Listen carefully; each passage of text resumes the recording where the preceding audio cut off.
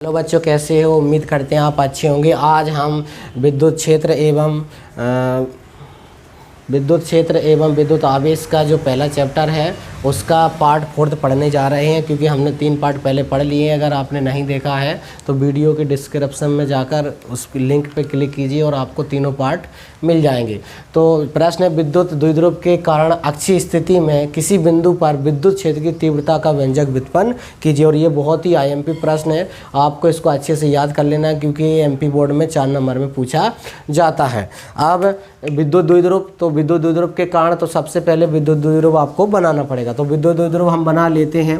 तो यहाँ पे मान लेते हैं जो बिंदु आपका यहाँ पे ए है उस पर आपका -q मान लेते हैं। यहाँ से एक ओ बिंदु मान लेते हैं, यहाँ पे यहाँ से ए से ओ तक की दूरी l मान लेते हैं, और ओ से बी तक की दूरी यहाँ पे भी l मान लेते हैं। और बी से, क्योंकि ए बी ये क्या बन गया, विद्युत द्विध्रुव बन गया, और यहाँ पे माइनस है तो यहाँ पे क्या मान लेते हैं, +q मान लेते हैं। और बिंदु यहाँ पे थोड़ी लाइन आगे बढ़ाते हैं, यहाँ पे बिंदु P मान लेते हैं, ठीक है, क्योंकि हम जानते हैं विद्युत द्विध्रुव है तो यहाँ पे एक चार्ज है, और इस चार्ज के आसपास ये जो क्षेत्र होगा वहाँ पे विद्युत क्षेत्र की तीव्रता, क्योंकि तीव्रता किसे कहते हैं, तो किसी विद्युत क्षेत्र में उपस्थित एक अंक धनावेश पर लगने वाले बल को ही क्या कहते हैं, विद्युत क्षेत्र की तीव्रता कहते हैं। तो यहाँ पे बिंदु P पर एक परीक्षण आवेश की Q0 की कल्पना कर लेते हैं, और यहाँ से बिंदु O से R दूरी पर एक अन्य बिंदु P स्थित है, ठीक है ना, इस प्रकार से मान लेते हैं। अब इनकी डायरेक्शन देख लेते हैं। तो देखो ये है -q, और ये जो Q0 है बिंदु P पार, क्योंकि हमको बिंदु P पर ही विद्युत क्षेत्र की तीव्रता निकालना है, तो ये प्लस का होता है हमेशा। Q0 परीक्षण आवेश कैसा होता है, हमेशा प्लस का होता है। ये माइनस का है और ये प्लस का है, और ये भी कैसा है, ये भी प्लस का है। तो इन दोनों के मध्य कौन सा बल लगेगा, इन दोनों के मध्य प्रतिकर्षण बल लगेगा, क्योंकि हम जानते हैं प्लस प्लस में प्रतिकर्षण लगता है, और प्लस माइनस में, माइनस प्लस में कौन सा लगता है, आकर्षण लगता है। तो ये देखो डायरेक्शन क्या होगी, ये इधर धक्का देगा तो इस प्रकार से इधर डायरेक्शन हो जाएगी। इसको अपन मान लेते हैं E1, क्योंकि E1 विद्युत क्षेत्र की तीव्रता को E से दर्शाते हैं। अब देखो यहाँ ये बिंदु A पर -q आवेश है और बिंदु P पर +q है, तो दोनों के मध्य कौन सा लगेगा, आकर्षण बल लगेगा, इसलिए इसकी डायरेक्शन इस साइड में होगी, और इसको मान लेते हैं E2। दोनों की डायरेक्शन अलग अलग है। अब देखो यहाँ पे A भी एक विद्युत द्विध्रुव है, इन दोनों की बीच की दूरी कितनी है, इन देखो यहाँ से लेके यहाँ तक की L है, और यहाँ से लेके यहाँ तक की L है, तो कितनी हो जाएगी, 2L हो जाएगी। ये ध्यान रखना है आपको, कितनी लिखना है, 2L। कहाँ से लेके, A से लेके B तक की दूरी कितनी हो जाएगी, 2L हो जाएगी। तो आपको ये चित्र अच्छे से समझ में आ गया है, तो डेरिवेशन कंप्लीट आपको समझ में आ जाएगा। फिर से एक बार समझते हैं। अब इसमें लिखना पड़ेगा, मानना पड़ेगा। मानना क्या पड़ेगा, माना कि AB एक विद्युत द्विध्रुव है जो कि +q तथा -q आवेश से मिलकर बना हुआ है, तथा बिंदु O से R दूरी पर एक अन्य बिंदु P स्थित है, जिस पर हमें विद्युत क्षेत्र की तीव्रता ज्ञात करनी है, तथा बिंदु P पर Q0 परीक्षण आवेश की कल्पना कर लेते हैं। इतना मानने के बाद फिर हम डेरिवेशन को आगे बढ़ाते हैं। तो ये सभी भाषा हम इसमें लिख देते हैं। अब हमने ये पूरी भाषा लिख ली है। माना कि AB एक विद्युत द्विध्रुव है जो कि +q तथा -q आवेश से मिलकर बना हुआ है। उनके बीच की दूरी, मतलब जो विद्युत द्विध्रुव AB है उसके बीच की दूरी टोटल कितनी है, 2L है, तथा बिंदु O से R दूरी पर एक अन्य बिंदु P स्थित है, जिस पर हमें विद्युत क्षेत्र की तीव्रता ज्ञात करनी है, और बिंदु P पर Q0 परीक्षण आवेश की कल्पना कर लेते हैं। इतना आपको लिख लेना है। इतना लिखोगे तो आपको कंप्लीट नंबर मिलेंगे, नहीं तो हो सकता है कि नंबर काट दिए जाए। आप तो चित्र को बना लेना, चित्र के हिसाब से इसको लिख देना है। अब इसके बाद हम डेरिवेशन शुरू करते हैं। अब हमको ये लाइन लिखना पड़ेगी, बिंदु B पर स्थित +q आवेश के कारण बिंदु P पर विद्युत क्षेत्र की तीव्रता। देखो बिंदु B पर, पहले बिंदु B से बिंदु P पर हम विद्युत क्षेत्र की तीव्रता निकाल रहे हैं। तो बिंदु B पर स्थित +q आवेश के कारण बिंदु P पर विद्युत क्षेत्र की तीव्रता। तो तीव्रता निकालना है तो सबसे पहले तीव्रता का फार्मूला आपको याद होना चाहिए। तो यहाँ पर लिख देते हैं, फिर हम चित्र के हिसाब से चलेंगे। तो विद्युत क्षेत्र की तीव्रता निकालने जा रहे हैं हम। तो बिंदु P पर, ठीक है, बिंदु P पर तो विद्युत क्षेत्र की तीव्रता का सूत्र क्या होता है, पहले निकाल लेते हैं। E बराबर हमने निकाला था पिछले वीडियो में, आपने वीडियो नहीं देखा है तो डिस्क्रिप्शन में लिंक मिल जाएगी, उसमें जाके देख लेना। क्या होता है, 1/4 pi epsilon 0 into Q upon में आर स्क्वायर, ये इसका सूत्र होता है, ठीक है ना, किसका, विद्युत क्षेत्र की तीव्रता का। पर हम अभी किससे, चित्र के हिसाब से चल रहे हैं। तो देखो यहाँ पे जो बिंदु प्लस ये बी है कि नहीं, बिंदु बी है, उससे प्लस क्यू आवेश है। तो यहाँ पे देखो E1 बार निकालेंगे। सबसे पहले क्या लिखेंगे, E1 बराबर, क्योंकि यहाँ पे तीव्रताएं दो मिलेंगी, E1 और E2, तो उसके बाद जोड़ने के बाद मिलेगा आंसर। तो E1 बराबर, तो ये बाकी का तो ऐसे ही लिखेंगे 1/4 पाई एप्सिलॉन 0 इंटू क्यू, क्योंकि यहाँ प्लस क्यू है तो प्लस क्यू हो गया अपॉन में। अब देखो ये आर मतलब क्या है, दूरी। तो देखो यहाँ से आपको बी से पी तक की दूरी याद पता है क्या, बी से पी तक की दूरी हमको पता ही नहीं है। हमको पता किससे है, ओ से पी तक की दूरी पता है और ओ से बी तक की दूरी पता है। तो इसको पहले मानना पड़ेगा। तो अभी अपन को पता नहीं, तो हम क्या लिखेंगे, बी पी लिख देते हैं। तो यहाँ पे क्या लिख देते हैं, बी और पी। अब ये आर तो उसमें थी, अब यहाँ पे तो बीपी है और इसका वर्ग भी था, तो यहाँ पे क्या हो जाएगा, बीपी की घात 2। अब देखो यहाँ बीपी का मान निकालना पड़ेगा। तो यहाँ पे बीपी का मान निकालते हैं, उसके बाद इसका स्क्वायर कर देंगे। तो बीपी स्क्वायर बीपी का पहले मान निकाले थे, बीपी बराबर क्या आ जाएगा, देखिए यहाँ पे हमको निकालना है बी से पी तक की दूरी। तो हमारे पास बी से पी तक की दूरी तो है ही नहीं, पता ही नहीं हमको, पर हमको पता है ओ से पी तक की दूरी और हमको पता है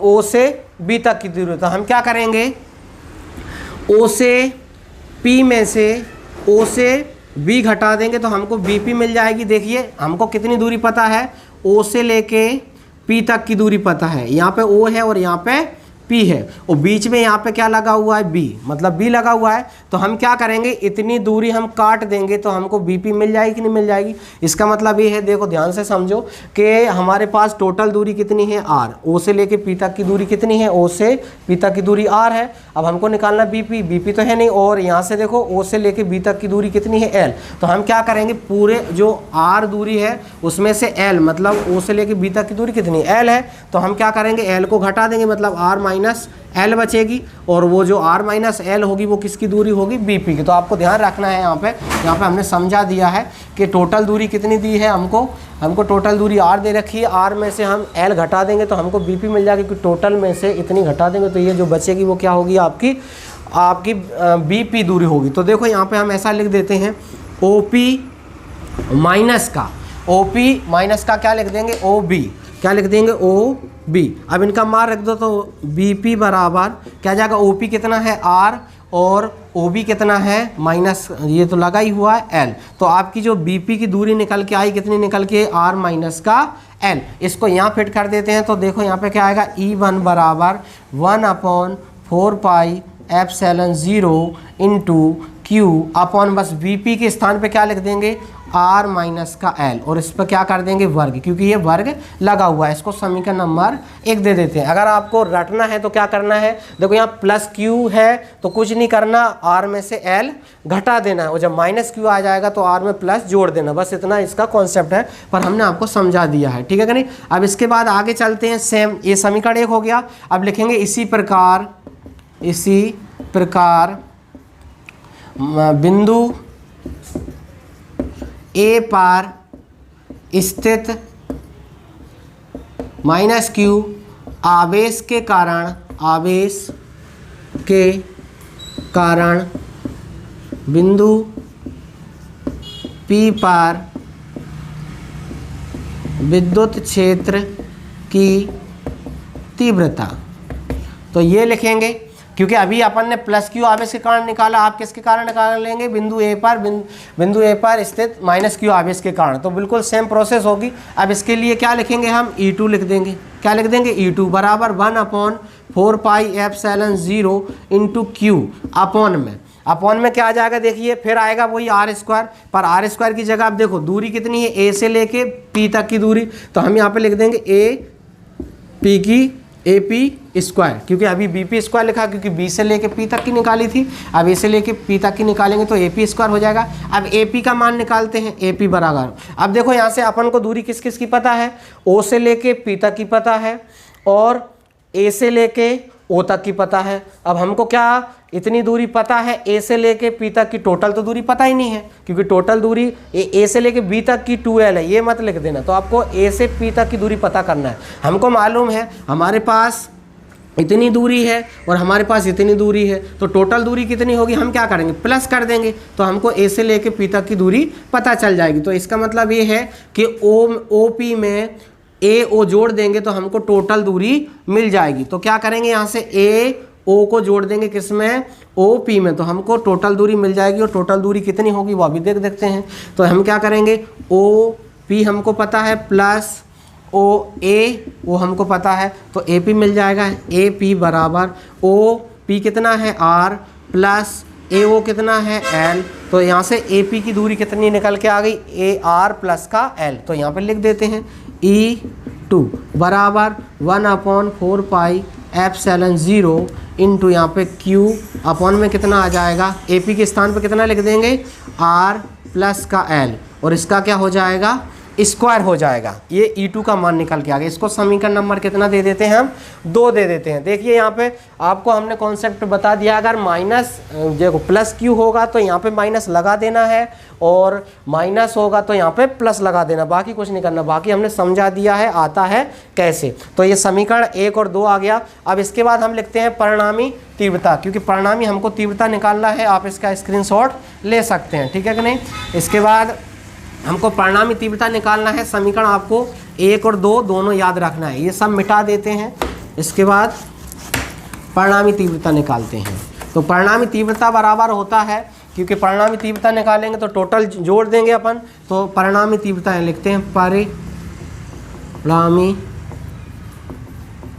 तीव्रता। तो क्या होगा, ई बराबर E1 प्लस का E2, इसको समीकरण नंबर दे देते हैं 3। अब देखते हैं, अब यहाँ पे जोड़ रहा है, पर देखो यहाँ पे डायरेक्शन अलग अलग है। एक डायरेक्शन इस साइड है और एक डायरेक्शन इस साइड है। हम जानते हैं जब डायरेक्शन अपोजिट हो तो एक में माइनस लगता है। तो हम क्या करते हैं, यहाँ पे E बराबर E1 माइनस का E2 कर देते हैं। क्यों, क्योंकि हम जानते हैं डायरेक्शन एक की अलग है, एक या तो E1 को माइनस मान लो या E2 को माइनस मान लो। तो हमने किसको माना है, E2 को माइनस मान लिया। इसको समीकरण नंबर मान लेते हैं 4। अब लिखते हैं समीकरण, या फिर ऐसा लिखते हैं E1 और E2 का मान समीकरण नंबर 4 में लिखने पर, यहाँ पे ऐसा मान लेते हैं, आपके नंबर नहीं कटेंगे।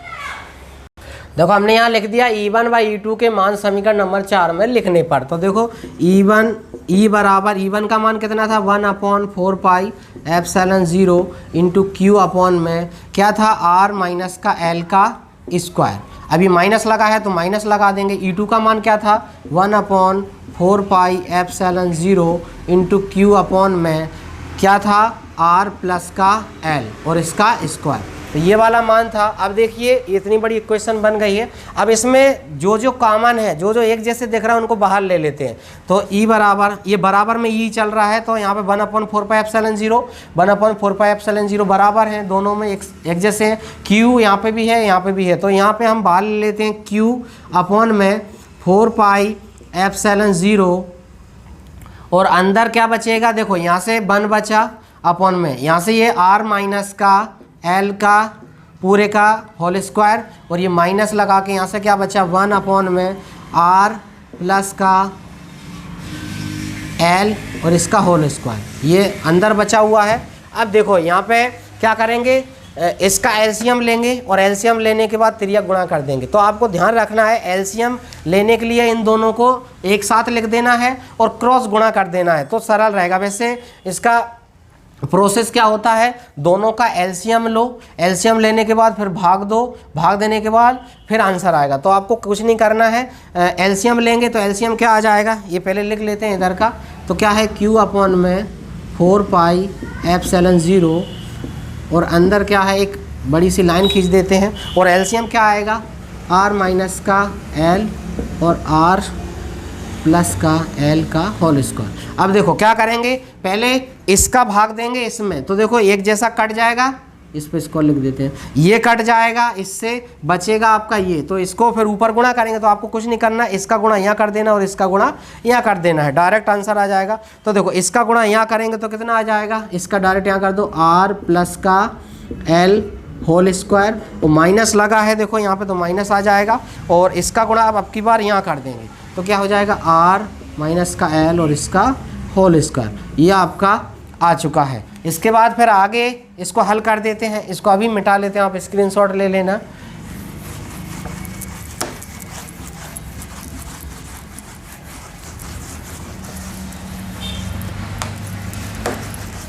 अब देखो इसको हल करते हैं, आगे इसको हल करते हैं।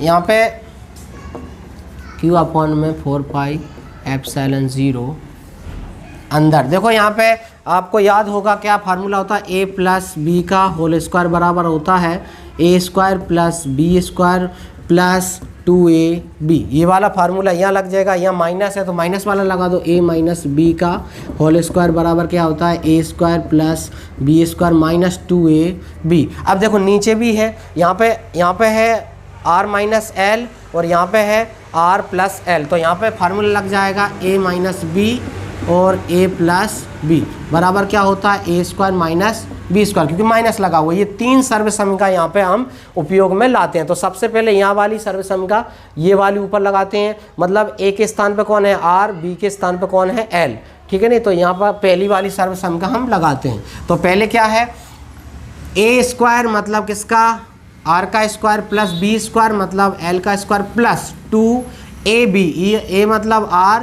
b मतलब l, एक ये हो गया। उसके बाद माइनस लगा हुआ है, माइनस लगाए। अब देखो यहाँ पे कोष्टक लगाना पड़ेगा, नहीं तो फिर क्या हो जाएगा, गलत हो जाएगा। कोष्टक लगा के फिर अंदर इसको हल करेंगे। अब दूसरा r माइनस एल मतलब a माइनस बी का होल स्क्वायर, तो ये देखो ये वाला फार्मूला लग गया।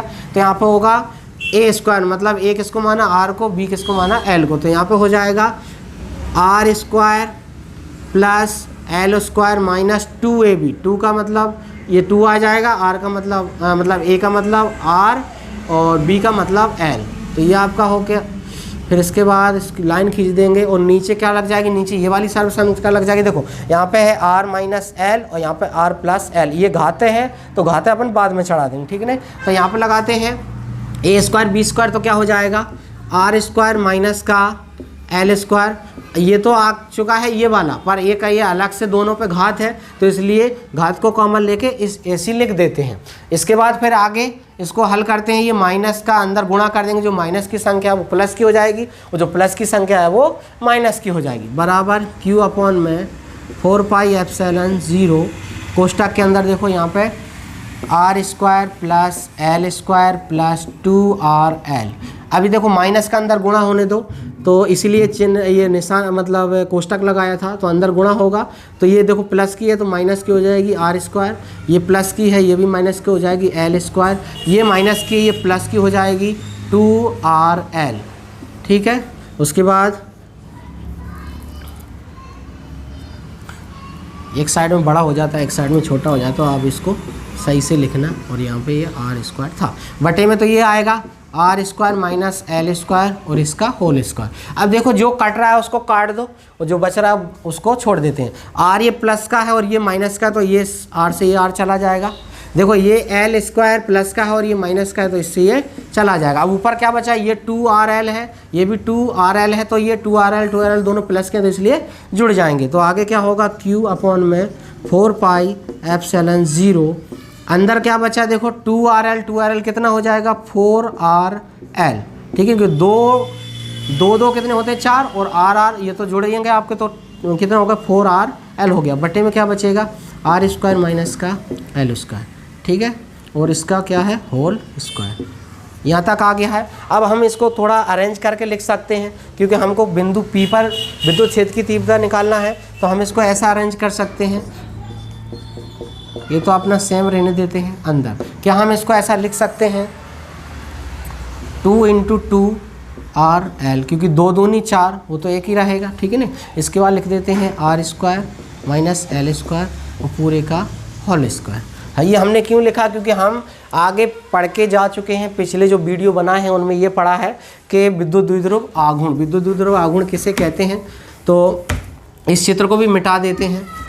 विद्युत द्विध्रुव कैसे कहते हैं, तो किन्हीं दो आवेशों में से कोई एक आवेश तथा उनके बीच की दूरी के गुणनफल को हम क्या कहते हैं, विद्युत द्विध्रुव आघूर्ण कहते हैं। तो उसका फार्मूला होता है P बराबर 2ql। तो इसको ऐसा अरेंज करते हैं 2ql आ जाए, तो यहाँ ये सब बराबर ये में चल रहा है, ठीक है नहीं। अब देखो ये यहाँ पे ये सब सेम रखते हैं Q अपॉन में 4 पाई एप्सिलॉन 0, ये सेम रखते हैं अंदर भी इसको हटा देते हैं, यहाँ गुणा लगा देते हैं, ठीक है नहीं, और ये बटे में आपका चलेगा ही सही। तो यहाँ पे क्या आ जाएगा, इसको 2QL बचेगा क्या, 2R बचेगा, इसको आगे ले लेते हैं, 2R आपका बचा हुआ इनटू, देखो अब यहाँ पे क्या बचेगा, 2R अपन ने ले लिया तो यहाँ पे 12 बचेगा, क्या बचेगा 12 बचेगा। बस अरेंज करा है, बाकी कुछ भी नहीं करा, क्या करा है, अरेंज करा है, R² माइनस L² उसका होल स्क्वायर, ठीक है नहीं, बराबर में चाहेंगे आप Q का भी अंदर गुणा कर देंगे तो क्या हो जाएगा, यहाँ कुछ नहीं बचेगा, एक तो रहेगा ही, तो 1/4 पाई एप्सिलॉन 0 इंटू यहाँ पे बचेगा 2R इंटू यहाँ पे हो जाएगा 2, ये Q अंदर जाएगा, Q इंटू क्या हो जाएगा L हो जाएगा, और बटे में क्या आ जाएगा R² माइनस L² पूरे का होल स्क्वायर। अब देखो ये वाला आपको याद रखना है और इस पूरे को हटा देना है, इस पूरे को क्या करना है, हटा देना है। 2QL बराबर होता है P, मतलब विद्युत द्विध्रुव आघूर्ण, तो यहाँ पे इसको हटा देंगे तो क्या आ जाएगा 1/4 पाई एप्सिलॉन 0 इंटू यहाँ पे 2R तो ऐसा ही रहेगा, और यहाँ पे आ जाएगा P, यहाँ पर आपका P आ जाएगा, और बटे में ये रहेगा R² माइनस L² पूरे का होल स्क्वायर। देखो ये P क्यों आ गया, क्योंकि हम जानते हैं P बराबर होता है 2QL, इसको बोलते हैं विद्युत द्विध्रुव आघूर्ण, आपको अच्छे से याद कर लेना, हमने पिछले वीडियो में इसको पढ़ा दिया है। अब इसके बाद ये यहाँ पे आ चुका है, अब यहाँ पे L को हटाना है तो आपको लिख देना है R इज़ ग्रेटर देन किसके होगा, L के होगा, मतलब R बहुत बड़ा है किससे, L से, तो L को क्या मान लेते हैं, L को हम नगण्य मान लेते हैं, इसको L को नगण्य मतलब 0 के बराबर मान लेते हैं। तो इसके बाद आगे जब जहाँ जहाँ आपको L दिख रहा है वहाँ उसको हटा देंगे, तो इसको हम मिटा देते हैं, इसका स्क्रीनशॉट ले लीजिए आप।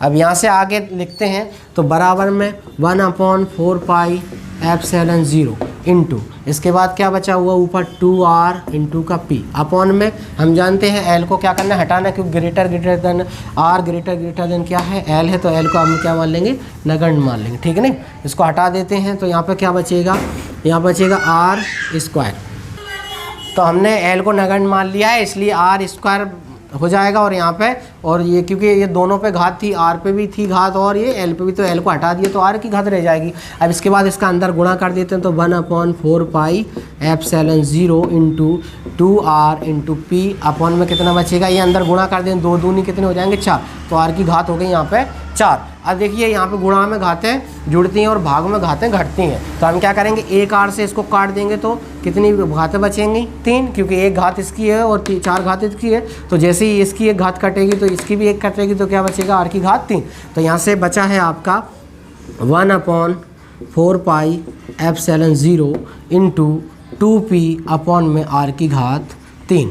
तो ये किसके बराबर आया है आपका E के, मतलब विद्युत क्षेत्र की तीव्रता का ये व्यंजक निकल के आ गया है, और इसको न्यूटन प्रति कूलॉम इसका मात्रक होता है। देखिए यहाँ पे E बराबर 1/4 pi epsilon 0 into 2P upon में R की घात 3, यही क्या है, विद्युत क्षेत्र की तीव्रता का व्यंजक है। और ये आपका MP बोर्ड है या AP बोर्ड हो, 100% ये आपका आता है, और ये 4 नंबर में आता है। आपको अच्छे से याद इसको अच्छे से समझ लेना है। यदि आपको कुछ समझ में नहीं आया तो कमेंट करके बताइएगा, हम आपको ज़रूर बताएंगे। और ये आपका मात्रक जरूर लिख देना, न्यूटन प्रति कूलम इसका मात्रक होता है। तो E बराबर 1/4 पाई एप्सिलॉन 0 2P अपॉन में R की घात 3, ये आपका व्यंजक निकल के आ चुका है, लिख देना है बाद में। यही विद्युत क्षेत्र की तीव्रता का व्यंजक है किसी बिंदु P पर, किसके कारण, विद्युत द्विध्रुव आघूर्ण के कारण। तो आपका ये कंप्लीट हो चुका है। यदि आपको ये वीडियो अच्छा लगा है तो हमारी वीडियो को लाइक कीजिए और अपने दोस्तों में शेयर कीजिए, क्योंकि हम इस पे 9th गणित और 10th गणित, 11th फिजिक्स और 12th फिजिक्स को पढ़ाते हैं। और अगर आपको यहाँ पर थोड़ा धुंधला लग रहा है तो हमारे व्हाट्सअप नंबर 8103044570 पे व्हाट्सअप कीजिएगा और लिखिए हाय सर हमको नोट्स चाहिए, तो आपको 1 घंटे के अंदर इसके PDF फॉर्म में नोट्स मिल जाएंगे बिल्कुल फ्री में। तो इसके कंप्लीट हाथ से लिखित नोट्स मिलेंगे और कोई चार्जेस उस पर नहीं लगेगा। बस आपको करना क्या है, हमारे चैनल को सब्सक्राइब करना है, उसका स्क्रीनशॉट हमारे व्हाट्सअप नंबर पर भेज देना है, तो आपको नोट्स से मिल जाएंगे बिल्कुल फ्री में, कोई भी आपसे चार्जेस नहीं लगेगा। और अगला वीडियो देखने के लिए हमारे चैनल को सब्सक्राइब कीजिए। अगर आपने इस पार्ट के और वीडियो नहीं देखे हैं तो डिस्क्रिप्शन में उसकी लिंक मिल जाएगी और आप उसको ओपन करके देख सकते हैं। थैंक यू, धन्यवाद।